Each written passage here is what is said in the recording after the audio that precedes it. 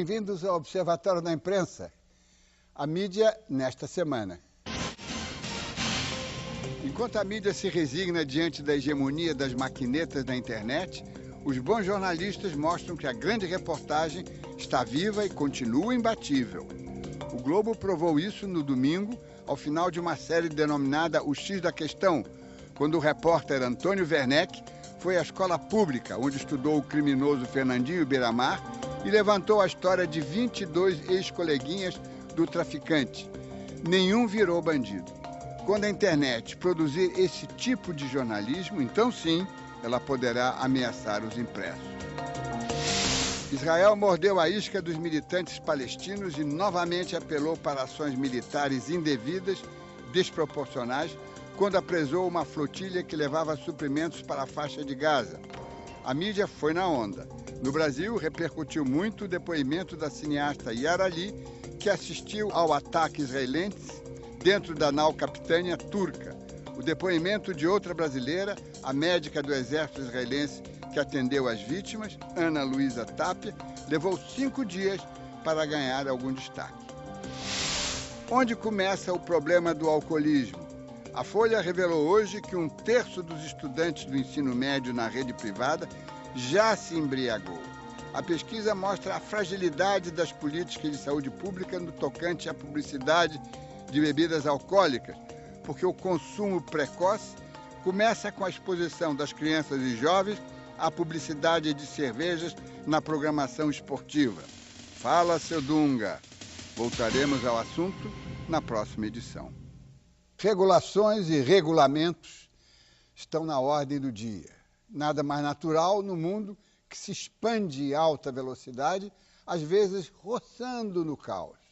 Mas há regulações consideradas perigosas, quando se processam no campo do jornalismo, na imprensa e na mídia. Quando no século XVII a coroa inglesa pretendeu regular o funcionamento das tipografias, libertários como John Milton protestaram porque o licenciamento de casas impressoras resultaria no controle do que era impresso. Em outras palavras, regulação seria igual a censura.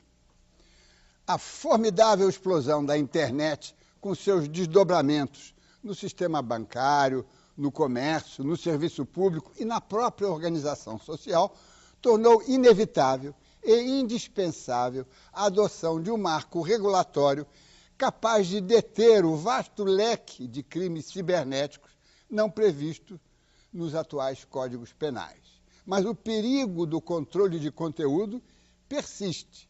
Até onde pode-se chegar em matéria de regulação sem ferir a liberdade? É o que vamos discutir essa noite. Hoje, no Brasil, 66 milhões de internautas navegam na rede, em média, 44 horas por mês. E mesmo depois de 15 anos de acesso público à internet, não existem leis específicas para o setor. Por isto mesmo, sobram incertezas jurídicas em muitos casos. A internet teve ela tem um espectro para alcançar as pessoas fantástico.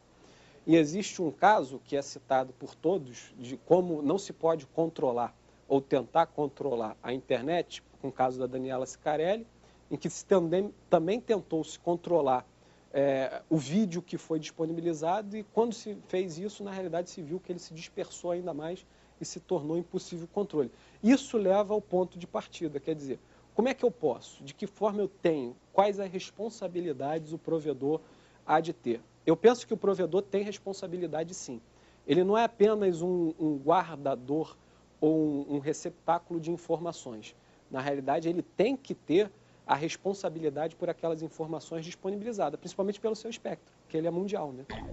Lançado em outubro de 2009, o Marco Civil tenta resolver questões polêmicas como o anonimato na rede, a remoção de conteúdo e o registro de internautas. Estes tópicos foram os mais discutidos nos mais de 1.300 comentários postados no site desde o início do projeto. Pela proposta, que deve ser encaminhada ao Congresso até o fim de junho, só a Justiça pode retirar o conteúdo do ar. Além disso, o prazo para a guarda de dados do usuário deve ser ampliado. O armazenamento desses dados para a polícia seria importante, eu acredito, um prazo mínimo de 5 anos. Por quê? Nós vamos ter toda uma demora, tá? Nesse processo de quebra, nesse processo judicial, que é importante, inclusive, para a democracia, porque nós vamos estar submetendo todo o procedimento à análise de um judiciário, e isso vai demorar. Então, se os provedores não vão guardar, o processo não vai ser eficaz. Como é que eu consigo controlar o anonimato? Porque hoje nós temos, né, a experiência mostra que a internet, de regra, o anonimato ele é associado não com o anonimato puro, quer dizer, aquela pessoa que não se identifica, mas com o anonimato que não é um anonimato propriamente dito, mas sim a pessoa se utilizando de dados de terceiros. Então eu me passo por fulano, eu me passo por Beltrano e assim sucessivamente.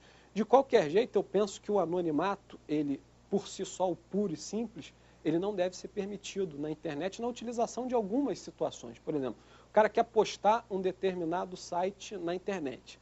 Se ele se predispõe a isso, ele tem que dizer quem está fazendo. Porque ele pode colocar qualquer conteúdo naquele site. Então, se ele pode colocar qualquer conteúdo, eu tenho que saber a pessoa que está colocando um conteúdo, que ela pode falar de mim, pode falar de outra pessoa, e eu tenho o direito de, eventualmente, questionar que tipo de conteúdo é aquele que está sendo divulgado e se eu autorizei ou não que fosse divulgado.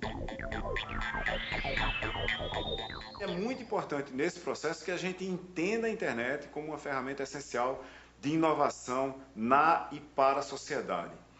Colocar regulamentos demais ou travar o desenvolvimento e a evolução da internet e seus usos pode ser extremamente prejudicial para o país ou então pode criar uma daquelas legislações tipicamente brasileiras que não pegam. Se a gente comparar isso com uma coisa que poderia ter acontecido, imagine que lá no começo da internet a gente tivesse perguntado explicitamente, e se a gente pudesse antever o futuro na época, se a gente tivesse perguntado ao Sindicato dos Jornalistas, por exemplo, se ia ou não poder haver blogs na internet. Muito provavelmente, todo mundo teria sido contra, e a gente teria deixado de lado uma possibilidade criativa e inovadora que mudou a forma de publicar a inovação, com cada um se tornando o seu próprio editor, com cada um decidindo sobre o que é que escrever, criando esse caos, de certa forma maravilhoso, que é a rede hoje. A modificação no prazo de manutenção dos dados da conexão do usuário foi aumentado para garantir a investigação em casos de crimes pela internet. É claro que a internet ela é maravilhosa, ela traz um avanço, agora ela é neutra, né? E com isso nós vamos ter a utilização por parte de criminosos.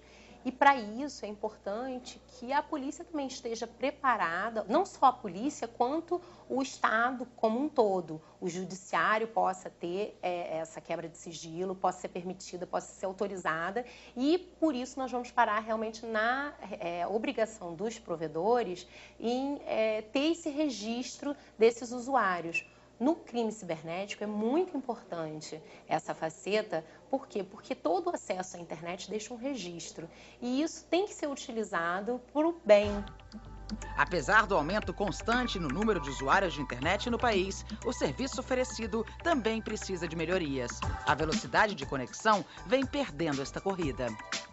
A qualidade da internet no Brasil evoluiu bastante nos últimos 15 anos, se a gente marcar do começo da internet no país, 1995 para cá.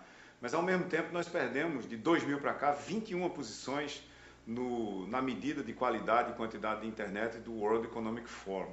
E isso aconteceu não porque o Brasil tenha involuído, mas porque outros países estão evoluindo mais rapidamente. O comunicado 46 do IPEA mostra isso de uma forma bem clara.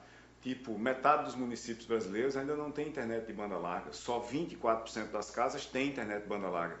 E hoje em dia, quem não tem internet em banda realmente larga está fora da rede, porque não pode participar de discussões amplas envolvendo multimídia, como vídeo, áudio de qualidade, assim por diante, porque não tem acesso a sites complexos, porque não pode fazer download de programas rapidamente, porque não pode fazer upload da sua produção rapidamente e com qualidade.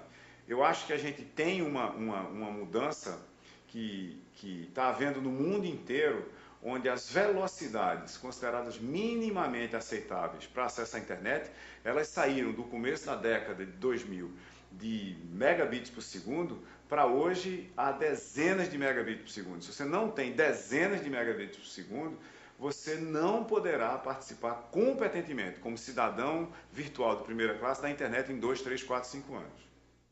E para falar sobre essa questão da regulamentação da internet no Brasil, temos hoje, no Observatório da Imprensa, 4 convidados. Em Brasília, o secretário para Assuntos Legislativos do Ministério da Justiça, Felipe de Paula. Em São Paulo, o diretor de Relações Governamentais do Google, Ivo Correia. Além do jornalista e consultor de mídias digitais, Caio Túlio Costa. Aqui no Rio, ao meu lado, Carlos Afonso de Souza, do Centro de Tecnologia e Sociedade da Fundação Getúlio Vargas, a FGV. Vamos começar com o Felipe de Paula, que é secretário de Assuntos Legislativos do Ministério da Justiça. Ele é mestre em Ciências Jurídico-Políticas pela Universidade de Coimbra, Portugal, com estudos em Direito Constitucional e Ciência Política. Felipe de Paula, eu queria saber o seguinte, o governo não teve medo de tomar iniciativa num caso desse? Quer dizer, normalmente teria algum pudor de propor uma regulamentação que pudesse ser acusada de controle de opinião, não teria sido mais político, mais diplomático passar isso para o Congresso? Como é que foi esse processo decisório do governo decidir, não, vamos fazer, porque se não fizermos agora, essa coisa pode gerar uma grande confusão? Claro, em primeiro lugar, queria agradecer a oportunidade de estar aqui, para a gente é um prazer e é importante discutir esse tema. Em segundo lugar, acho que o senhor tocou num ponto central, que é o procedimento de construção desse marco civil da internet. O que o governo optou, e acho que optou de maneira correta, é por fazer uma construção coletiva de uma lei que disciplina a internet no Brasil. Então, nesse modelo de construção do marco civil que a gente se propôs a trazer para a sociedade, o Estado está funcionando como um instrumento e que permite para que o pequeno usuário e que o grande provedor possam se manifestar e construir em conjunto essa lei que regulamentaria, ou esse marco civil da internet no Brasil.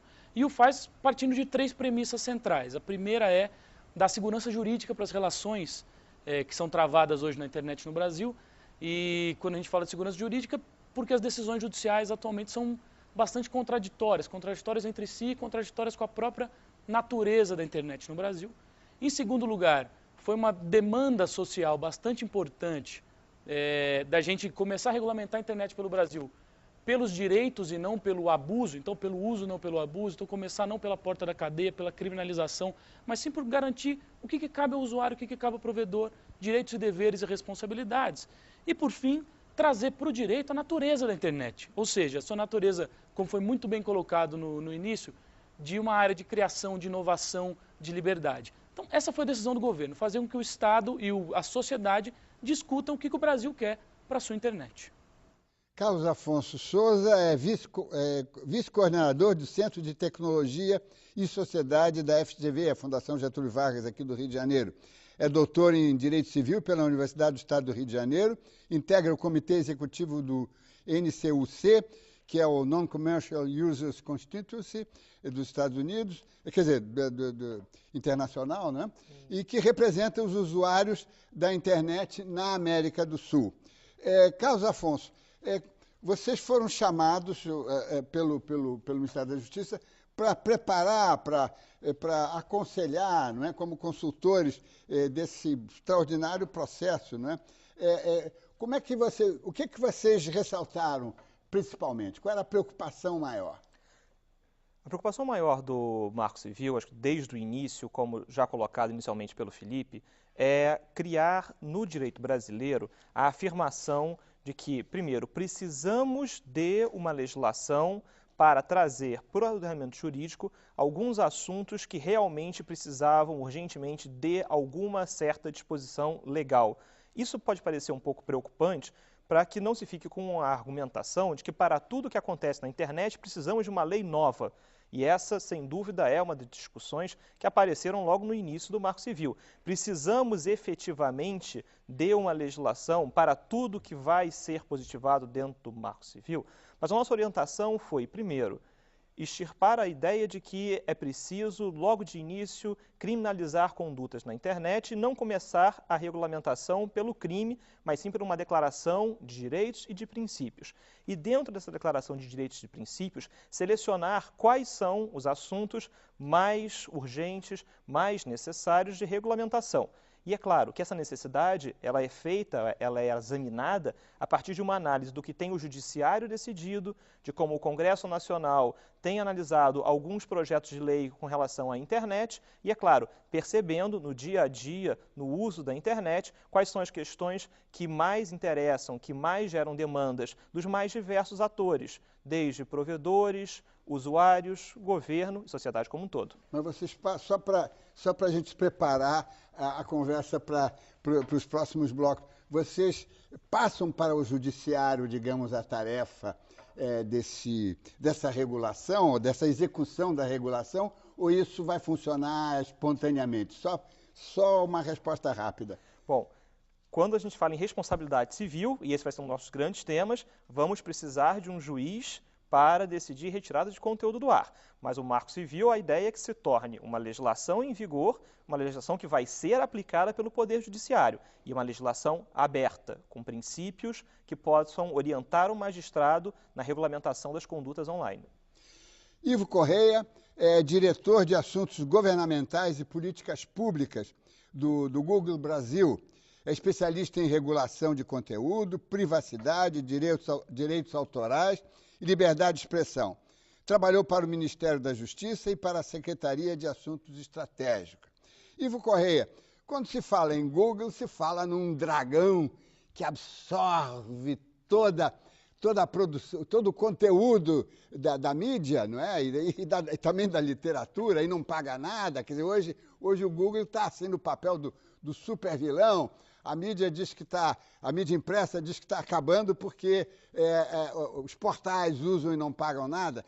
Você acha que esse marco civil, esse marco regulatório que vai ser aprovado, vai mexer nessa questão de pagar por direitos e pagar por conteúdo?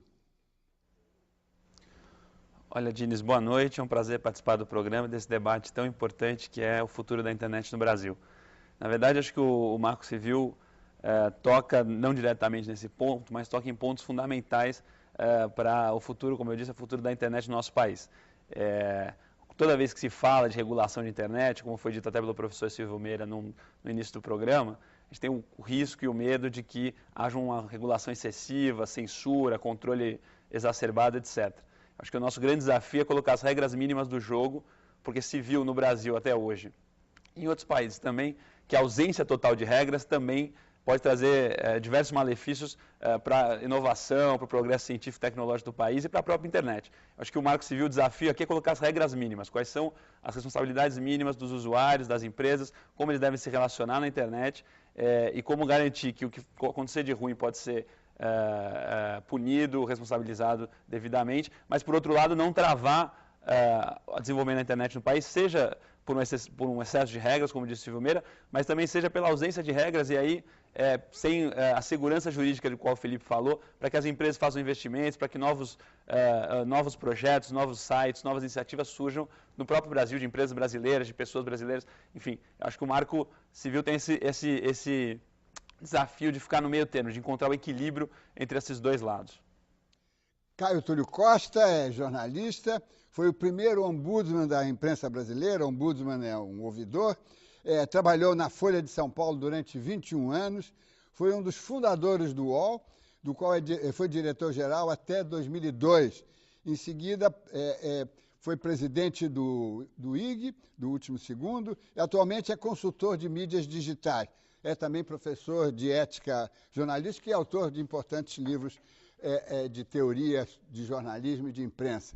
Caio Túlio, você ficou para o fim porque você é o jornalista aqui da mesa de convidados. Eu queria saber a sua opinião sobre, a sua primeira opinião sobre esse marco civil da internet.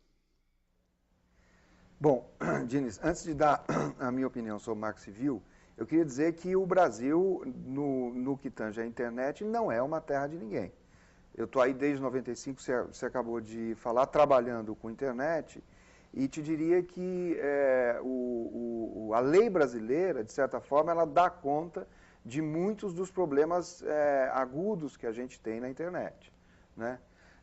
O problema do Brasil não é a lei ou a falta de lei. Nós não temos uma lei específica sobre a internet, mas as nossas leis gerais dão conta. O problema do Brasil é a morosidade da justiça. Não adianta nada você ter um marco civil lindíssimo, cheio de princípios, e você ter uma justiça lenta e incapaz de dar vazão aí aos pedidos na celeridade em que eles requerem, né? Então, acho que tem um problema seríssimo aí que permeia essa questão toda, que é o problema trágico da morosidade da justiça brasileira. Bom, sobre o Marco Civil, foi uma manifestação, eu te diria que maravilhosa. Quer dizer, vocês falaram no início do programa, chegaram mais de 1.300 comentários para a lei. Todo mundo que quis mandar, que pôde mandar, mandou um comentário. E isso é o que a gente chama de um processo de inteligência criativa. E é maravilhoso. Qual é o meu receio, que eu acho que é um pouco o receio do Silvio Meira, um pouco o receio do Ivo, e é o receio, eu te diria, de todo mundo que trabalha com internet. É que essa inteligência criativa se torne uma desinteligência destrutiva no Congresso. A quantidade de projetos absolutamente imbecis que existem no Congresso Nacional sobre a internet é absurda. Nós já discutimos aqui, inclusive, nesse programa, e você já discutiu isso muitas vezes, há muitos anos, tratando de projetos absolutamente impublicáveis do ponto de vista da internet, porque desconhecem profundamente a própria internet. Portanto, o meu receio é que esse trabalho maravilhoso que foi feito até agora, com apoio da FGV, com o apoio inteligente do Ministério da Justiça, feito de forma adulta, civilizada, respeitando principalmente a liberdade de expressão, a manifestação de pensamento, a proteção da privacidade, a proteção dos dados pessoais na forma da lei. Estou lendo aqui o anteprojeto. A preservação da natureza participativa da rede. Isso é sensacional. Eu temo que isso vire um processo absolutamente destrutivo dentro do Congresso. Evidentemente, nós temos bons deputados ali, e que acompanham, de certa forma, o tema. O meu problema não são os bons, são os outros. Vamos fazer um intervalo e voltamos já. Estamos de volta com o segundo bloco do Observatório da Imprensa. Hoje estamos debatendo o assunto polêmico: como regulamentar a internet no país sem cercear a liberdade de expressão que existe na grande rede mundial de computadores. Nós temos aqui uma série de perguntas que estão, evidentemente, porque isso mexe com a vida dos internautas, que estão aqui muito atentos, né? Mas há uma pergunta que o Caio Túlio Costa deixou armada, que me obriga a fazê-la agora, que é com relação a, digamos, o eventual retalhamento ou distorção do projeto inicial quando ele chegar no Legislativo Federal. Felipe de Paula, você é o encarregado do Ministério da Justiça de Assuntos Legislativos. Como é que vocês estão se preparando sobre essa questão? Quer dizer, como proteger minimamente as concepções, os conceitos que estão no marco? Isso é um receio comum, a gente ouve isso bastante, e não é um receio inerente ao Marco Civil da Internet. Quer dizer, isso é um receio de qualquer alteração legislativa, qualquer coisa que se vá ao Congresso. Aí tem dois lados. Um lado é que isso faz parte do nosso sistema democrático representativo. Quer dizer, e é importante que a sociedade perceba que o seu papel é também fiscalizar e perceber que tipo de votação que está sendo feita e está sempre de olho. Num processo, num procedimento especial, como a gente fez com o Marco Civil da Internet, onde a própria sociedade construiu esse texto, a gente ainda tem mais legitimidade para cobrar dos nossos representantes que as linhas gerais desse Marco Civil construído coletivamente sejam protegidas. Agora, da parte do governo, que não pode se furtar a defender o seu processo e o texto que acham mais adequado, que foi construído pela própria sociedade, o que a gente já tem feito é conversar com os principais atores do Congresso relacionados a esse tema, para fazer esclarecimentos, para levantar os principais pontos polêmicos, para que a gente tenha o menor grau de dificuldades nesse processo legislativo. O compromisso do governo é enviar esse texto o mais rápido possível para o Congresso. É claro que esse ano é um ano eleitoral, então não há para ter um compromisso de resultado, de aprovação no segundo semestre, onde é um semestre que o Congresso diminui muito as suas atividades, pelo menos até novembro. Mas a gente pretende levar o peso do governo no texto que a sociedade definir. E aí, claro que vai sofrer ajustes, é importante que sofra ajustes dentro do Congresso. Mas eu faço o apelo para que a sociedade, como participou da construção do marco, continue participando do debate legislativo. Carlos Afonso Souza, tem uma pergunta aqui de Carlos Simas, seu xará, aqui de Búzios, do Rio de Janeiro, do estado do Rio de Janeiro. Até que ponto é possível criar uma legislação nacional? A pergunta veio por telefone. Até que ponto é possível criar uma legislação nacional para uma rede que é mundial? Essa é uma pergunta frequente com relação a qualquer legislação, não é uma questão especial do Marco Civil, quando se vai regulamentar a internet. O Marco Civil é uma tentativa de regulamentação da internet no Brasil, de conexões feitas no Brasil e, é bom dizer, às vezes se imagina, mas um usuário brasileiro em outro país. Ora, o Marco Civil é uma lei como outra qualquer que vai se aplicar ao território brasileiro. E cria-se essa impressão de que a internet seria um território, ou seria um lugar onde as fronteiras dos países não poderiam ali ser refletidas. O que a gente sabe hoje em dia é que, pelo próprio avanço tecnológico, não é verdade, tanto para o bem como para o mal. Decisões judiciais que são proferidas no Brasil são aplicadas a provedores e a condutas que são desempenhadas na internet brasileira, assim como para o mal também. A censura feita na internet, hoje em dia, reproduz as fronteiras dos países para impedir que determinados conteúdos sejam exibidos em um ou outro país em que o Poder Executivo faça esse tipo de censura. Então, esse é um dilema de toda a legislação que se aplica à internet, mas não é em si uma impossibilidade. O que nós vamos ter é a aplicação dessa legislação, que queremos que seja aprovada, para essas condutas desempenhadas na internet no Brasil. Claro. Voltamos a Brasília com o Felipe de Paula. Eu queria que você explicasse se o Marco Civil também, o que ele vai tratar sobre compra de conteúdo, direitos autorais, que é uma questão muito sensível, isso entrasse também nessa questão. Claro. Isso é uma pergunta bastante importante. Como foi dito anteriormente, o Marco Civil se pretende ser uma espécie de constituição da internet no Brasil. Portanto, dá fundamentalmente princípios e definir algumas regras de responsabilidades, etc.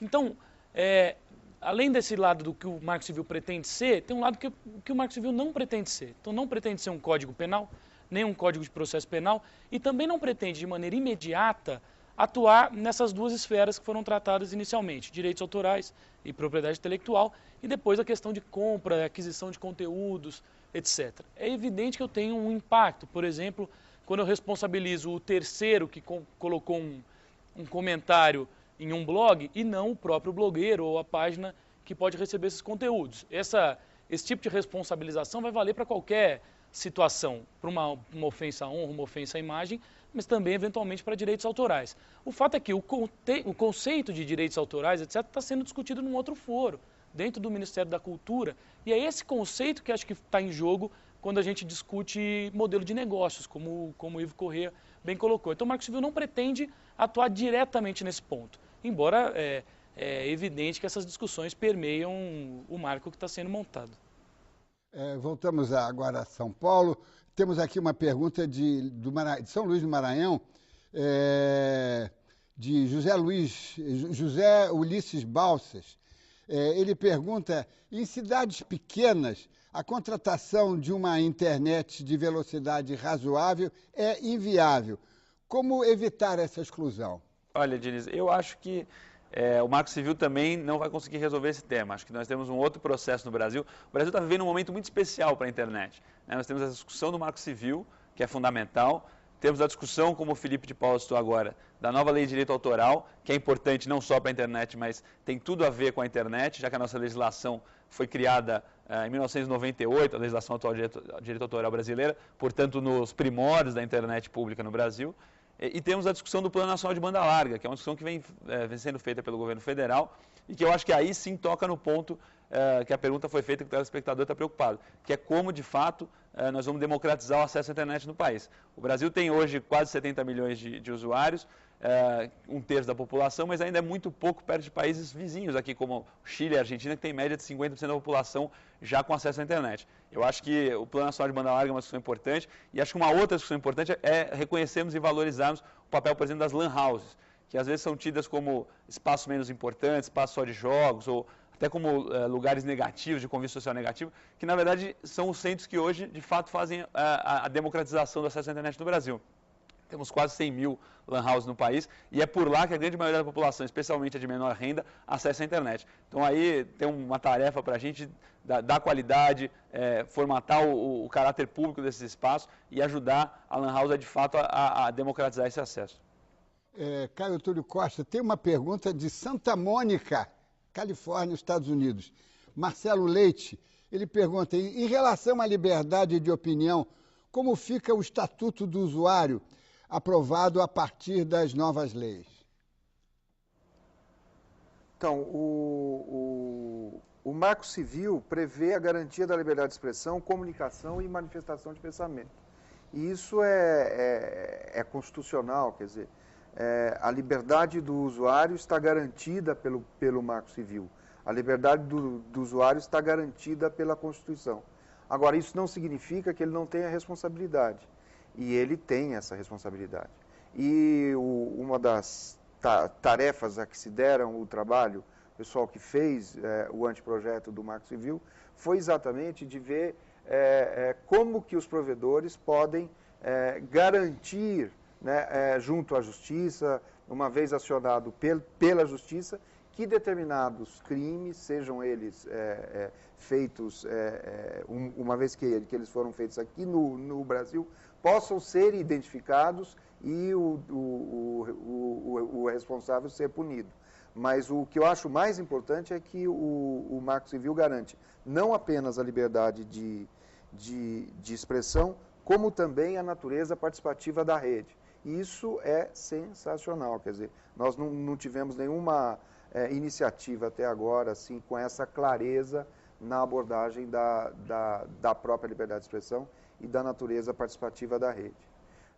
Só um outro dado, eu acho que a questão da banda larga, que está sendo tocada pelo governo e que deve ser apoiada por todos os candidatos a presidente da República, é muito importante para levar a rede à maior quantidade possível de domicílios brasileiros. O Brasil tem mais de 55 milhões de domicílios, só 24% tem internet. É fundamental que o restante possa ter internet de banda larga, não importa onde esteja. E mais importante ainda, a nossa banda larga é uma das bandas largas mais caras do mundo. Do mundo. É importante que ela chegue ali a custos que o cidadão brasileiro possa pagar. Isso é fundamental. Assim como o celular também é muito caro no Brasil. É um dos mais caros no mundo. O celular pré-pago, então, é mais caro do que o pós-pago. São absurdos com os quais nós temos que conviver e que não fazem parte especificamente dessa discussão, mas que precisam ser levadas em conta e que vão fazer com que a maioria dos domicílios brasileiros possa não só ter a banda larga, como possa ter condições de pagar pela banda larga e não o preço extorsivo que ela paga hoje. Está na hora de fazermos mais um intervalo e voltamos já. Voltamos com o último bloco do Observatório da Imprensa. Nosso debate de hoje gira em torno da criação de regras para a internet no Brasil. Felipe de Paula, o Caio Túlio Costa levantou uma questão de defesa do consumidor, custo, custo de banda larga, custo de uso do telefone celular, e é inevitável. Temos aqui um monte de perguntas relativas à questão da defesa do consumidor, e eu não posso de atender pelo menos uma, não é, que Edmagno Gomes, de Maricá, aqui também no estado do Rio, a quem devo recorrer quando tenho problemas com conexão e a empresa que contratei não me auxilia. O tempo de 1 ano de contrato obrigatório nas contratações desses serviços é legal? Olha, aí são alguns assuntos que estão misturados. O primeiro ponto trazendo aqui o posicionamento do Departamento de Proteção e Defesa do Direito do Consumidor, DPDC, que também é do Ministério da Justiça. Quer dizer, é evidente que as regras do direito do consumidor se aplicam às relações comerciais da internet. Então, quanto a isso, embora a gente ainda tenha alguma dificuldade no judiciário levar isso a ferro e fogo, de nossa parte, da parte do Ministério da Justiça, é evidente que o consumidor tem que ser protegido em todas as suas relações comerciais na internet. Então, é claro que esses contratos, se forem abusivos, devem ser levados a PROCON e depois judicializados, etc. E, claro, cada caso é um caso, depende do tipo de acordo que está sendo assinado, do tipo de serviço que está sendo tratado. Em termos de Marco Civil, o Marco Civil não detalha os tipos porque se pretende uma grande constituição principiológica, etc., não detalha os tipos de serviço que podem ser prestados. Então, serviço de hospedagem, serviço de e-mail, serviço de comércio eletrônico, etc. Ele não faz esse detalhamento, mas obriga o provedor, ou pelo menos coloca essa obrigação, por exemplo, de informar corretamente o que ele faz, o que ele te fornece, o que ele deve esperar de ti, o que ele faz eventualmente com seus dados pessoais que vão ser cadastrados. Esse tipo de previsão é fundamental. É fundamental para que o Poder Executivo tenha clareza de que essas informações têm que ser prestadas por um provedor de serviços de maneira clara e que o usuário tem que ter os seus direitos defendidos. Carlos Afonso Souza, tem uma questão também que nós precisamos enfatizar, e estamos no último bloco, que é a questão da responsabilidade civil, né? Que isso é, para mim, também uma das coisas fundamentais do Marco Civil. Eu queria que você, já que você participou da concepção disso, eu queria que você discorresse um pouquinho sobre os vetores principais. Então, a responsabilidade civil talvez tenha sido um dos temas mais polêmicos, se não o mais polêmico, na discussão na internet do Marco Civil. E boa parte da discussão girou em torno da redação do que seria o artigo 20 do Marco Civil, que trabalha com a possibilidade de responsabilização de determinados agentes na internet, vamos chamar aqui de provedores, pelo conteúdo de terceiro. E essa situação é curiosa porque a primeira solução que apareceu na redação inicial do Marco Civil, no início da segunda fase, dizia que alguma vítima, alguém que se sente prejudicado por algo que está na internet, poderia notificar o provedor contra-notificaria quem colocou aquele conteúdo online, aquela foto, aquele vídeo, aquele comentário, e esse conteúdo precisaria ser retirado justamente para evitar que aquele dano fosse alongado. E foi muito interessante perceber, e acho que essa é justamente uma das grandes características do Marco Civil. A comunidade do Marco Civil, e é interessante falar em comunidade de Marco Civil, já que o brasileiro faz um uso tão sofisticado da internet e vive em redes sociais, às vezes temos a impressão que o Marco Civil se tornou ele próprio uma rede social de comentários, de críticas, de discussão. Essa massa de discussão do Marco Civil claramente apontou que a direção não era essa, que essa direção seria algo poderia ser assemelhado a uma censura, inclusive acabamos de ver um comentário via Twitter de um telespectador do programa. Por outro lado, percebeu-se que essa situação, se ela tem a virtude de ser rápida, o conteúdo que potencialmente é infringente sai da internet, muito se questionava onde está o Poder Judiciário, que seria a instância legitimada para decidir se algo pode ou não ser veiculado através da internet. Com isso foi alterada a regulamentação, foi alterada a redação proposta, que hoje depende da decisão judicial para o conteúdo ser retirado da internet.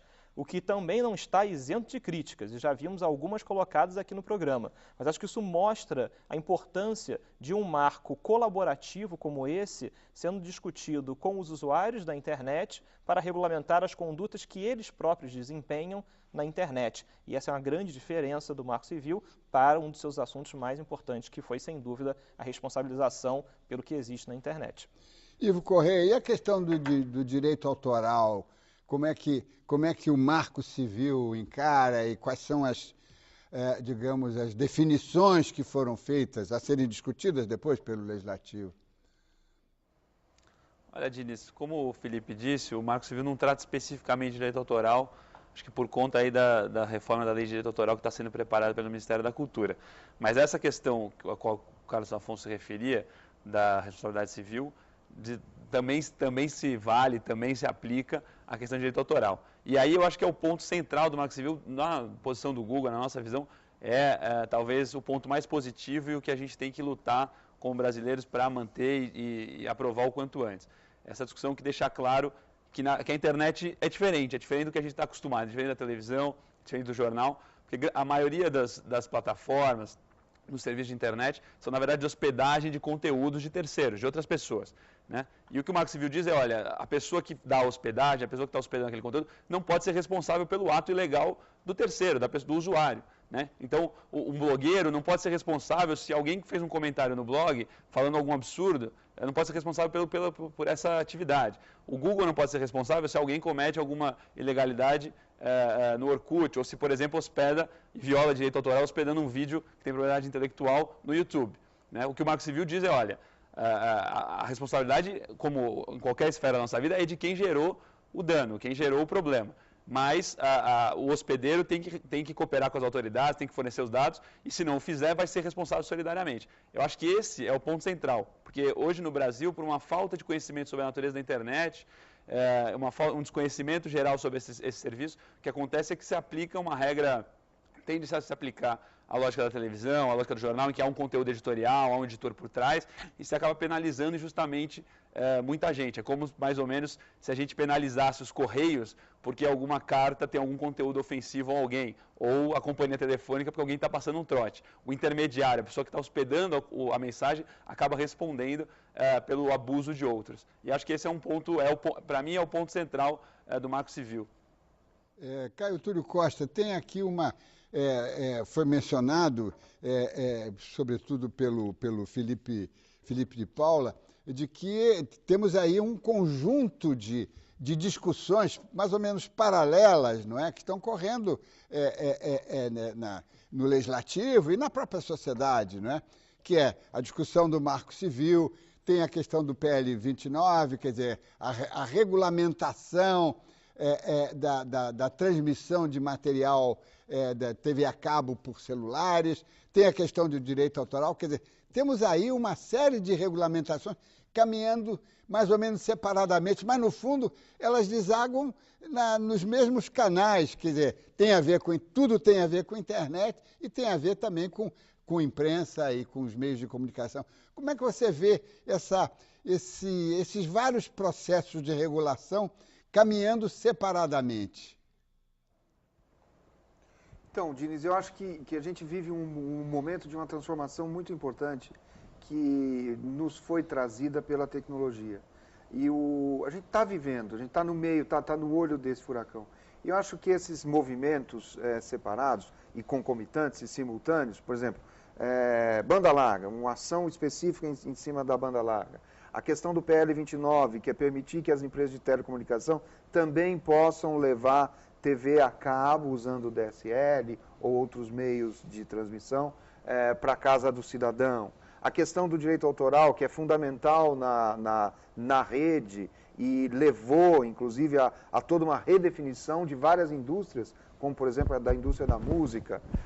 A questão do Marco Civil, isso reflete essa profunda mudança. Eu tenho usado a palavra revolução, eu acho que ela não é exagerada, e a gente está vivendo essa profunda mudança. E acho que essa mudança traz aí uma modificação extraordinária. Quer dizer, a partir dessa revolução tecnológica, cada pessoa hoje, cada indivíduo passou a ter poder de mídia. Então isso leva também a uma mudança grande nos meios de comunicação. Isso aumenta a responsabilidade de todo mundo, enquanto indivíduo, de todo mundo enquanto provedor, enquanto moderador de uma questão social, enquanto jornalista. E eu acho que num momento ou no outro, nós vamos ter que pensar isso de uma forma um pouco mais conjunta e fazer as interconexões. Agora, eu acho maravilhoso, acho fantástico que isso esteja ocorrendo. O único medo que eu tenho, eu repito, que eu falei no início, é que a fúria legisferante que a gente vê lá no Congresso possa levar a verdadeiros monstrengos legislatórios, aí não sei se essa é a palavra, né? O Felipe me ajuda aí depois a acertar a palavra. Mas o fato é que você levantou muito bem, você foi ao ponto. Quer dizer, nós estamos vendo essa revolução acontecer e estamos tendo vários elementos para vê-la acontecer. E nós estamos participando dela. E temos uma responsabilidade muito grande em relação a ela. Felipe de Paula, como é que é essa questão toda nos Estados Unidos? Porque lá temos dois pontos muito definidos, né, nos Estados Unidos. Primeiro, tem a primeira emenda, que impede qualquer tipo de lei que possa prejudicar a liberdade de expressão, a liberdade de crença, a liberdade de opinião. A primeira emenda é uma invenção, de certa forma, genial, mas que hoje ela precisa ser, de certa forma, flexibilizada. Mas tem a primeira emenda. Né? E, por outro lado, você tem a criatividade, o sistema todo surgiu nos Estados Unidos e ele avança a partir dos Estados Unidos. Como é que os Estados Unidos estão resolvendo essa questão da regulação e da convergência de conteúdos através da internet? Essa pergunta é bastante interessante e remete a uma questão de fundo que até tem aparecido nas manifestações via Twitter. Quer dizer, a característica, a defesa que a sociedade tem, a brasileira está demonstrando isso via Twitter e demonstrando no Marco Civil, e a americana, que é a clássica da defesa da liberdade de expressão como valor central da democracia. Nos Estados Unidos, eu tenho, em termos de direitos autorais, uma possibilidade de retirada ou de remoção de conteúdos, inclusive sem a participação do Poder Judiciário. Isso é um dado relevante. Então, lá existiria essa possibilidade não é vista como censura, embora toda a regulamentação da internet lá, feita pela FCC, tem sido bastante questionada ultimamente em vários termos, desde a utilização de dados pessoais de maneira indevida, quer dizer, quando eu me cadastro em determinado site, na verdade depois esse dado é utilizado comercialmente ou não é utilizado comercialmente, isso feriria a minha intimidade, etc. Então, os Estados Unidos também está no momento de ebulição desse debate. O que me parece importante é que, a gente não importe modelos sem a devida análise, sem a devida adaptação ao que o nosso país pensa de liberdade de expressão, de comunicação, de imprensa, etc. E segundo, que a gente tenha a noção de que liberdade de expressão é central para a democracia em termos de garantia da sua liberdade, mas que também deve ser debatida. E nesse ponto o Caio Tullo Costa tem toda a razão. Esse momento que a gente está vivendo é revolucionário porque a gente está podendo discutir liberdade de expressão, discutir comunicação sem entraves absolutos. Então, discutir banda larga, discutir acessibilidade, discutir internet é fundamental. E é isso que a gente quer promover enquanto Estado. Carlos Afonso Souza, o Felipe de Paula levanta essa questão toda e trouxe um protagonista que eu não mencionei, mas estava presente na minha pergunta, que é a FCC, a Federal Communications Commission, que é um órgão do Senado, adjunto ao Senado americano, que, de certa forma, controla, pelo menos, o acesso à informação regional. Não é? Ele não entra no conteúdo, mas ele evita a concentração da mídia nos Estados Unidos. Nós não temos isso aqui, e será muito difícil adotar isso, mas nós temos um instrumento extraordinário previsto na Constituição, que já funcionou durante 2 anos e foi simplesmente desligado e jogado na gaveta. Né? E ninguém reabriu essa gaveta, que é o Conselho de Comunicação Social, que poderia estar tentando pelo menos já que ele não tem nenhum poder executivo, tinha um poder reflexivo, né? E nós abrimos mão disso. Nesse momento, com tantas reformas caminhando, o nosso Conselho de Comunicação podia estar fazendo alguma coisa e ele desapareceu do ar. Como é que você vê essa questão? Olha, Diniz, acho que não chegamos ao ponto de dizer que a inteligência coletiva da internet substitui o aconselhamento, o apoio que poderia ser dado por um órgão específico de especialistas. Mas acho que é importante mencionar nessa situação que, se de um lado o Marco Civil não aponta para o direcionamento de se criar nenhuma estrutura para a aplicação do marco e para a reflexão das questões geradas pela internet, ele aponta para uma outra via muito interessante, que é a via da educação sobre questões que ocorrem na internet para todos aqueles que participam do processo. E nesse ponto, acho que, sem um conselho, temos participantes discutindo e participando dessa questão. Quero agradecer a participação do secretário para Assuntos Legislativos do Ministério da Justiça, Felipe de Paula, do jornalista Caio Túlio Costa e dos representantes do Google no Brasil e da Fundação Getúlio Vargas, Carlos Afonso de Souza. Lembre-se, acompanhando o Observatório da Imprensa pela televisão, pela internet e pelo rádio, você nunca mais vai ler o jornal do mesmo jeito. Uma boa noite.